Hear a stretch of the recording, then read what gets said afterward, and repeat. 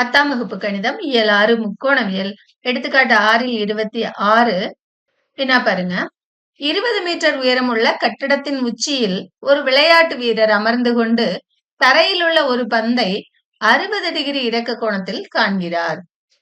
எனில் கட்டட அடிப்பகுதிக்கும் பந்திற்கும் இடையே உள்ள தொலைவை காண்க. √3யோட மதிப்பு கொடுத்திருக்காங்க.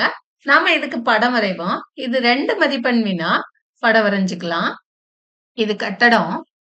விளையாட்டு வீரர் எங்க இருக்காரு அப்படின்னா கட்டட உச்சியில் உட்கார்ந்து இருக்காரு.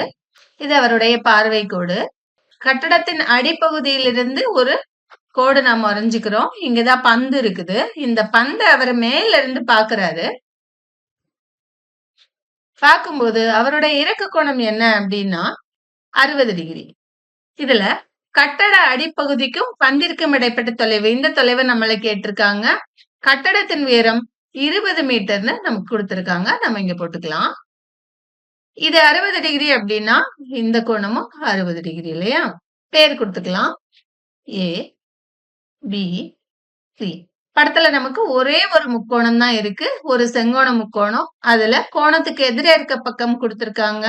இந்த அடிப்பக்கம், அதாவது அடிப்பகுதிக்கும் பந்திற்கும் இடைப்பட்ட தொலைவு, இந்த தொலைவை தான் கேட்டிருக்காங்க. ஏபியை கேட்டிருக்காங்க. எதிர்பக்கம் கொடுத்துட்டு அடுத்துள்ள பக்கம் கேட்டிருக்காங்க. முக்கோணவியல் விகிதங்கள்ல நாம tan θ எடுக்கணும். நம்ம கிட்ட ஒரு செங்கோண முக்கோணம் இருக்கு. அதோட பேர் என்ன?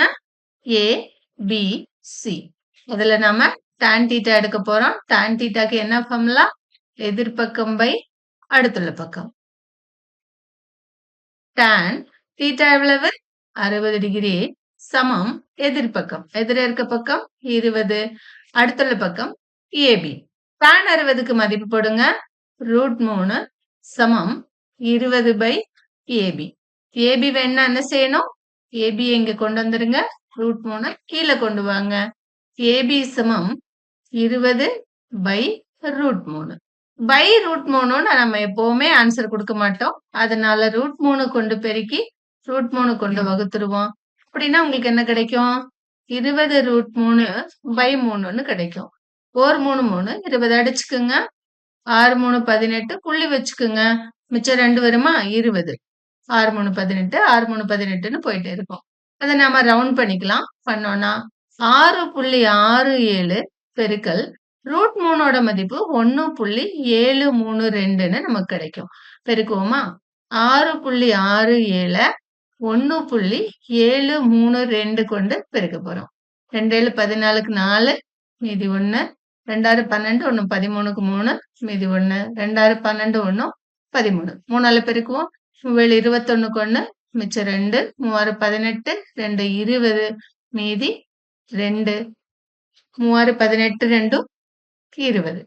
அடுத்து 7ஆல பெருக்குங்க. 7 7 49க்கு 9 மீதி 4, 7 6 42 4 46க்கு 6 மீதி 4, 7 6 42 4 46. 1ஆல பெருக்குங்க. 4 7 4 6 6 4 6 6. கூட்டிக்குங்க.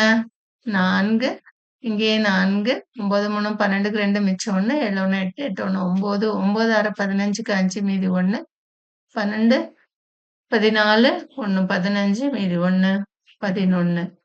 பாருங்க. இங்க 2க்கு 3 மொத்தம் 5 ஸ்தானம் தள்ளி புள்ளி வச்சீங்கன்னா 11.55. இங்க ரவுண்ட் பண்ணிக்கோங்க. 11.55. மீதி இருக்க டிஜிட்லாம் வேண்டாம். இதை நம்ம விடையா போட்டுக்கலாம். மீட்டர். நன்றி மாணவர்களே.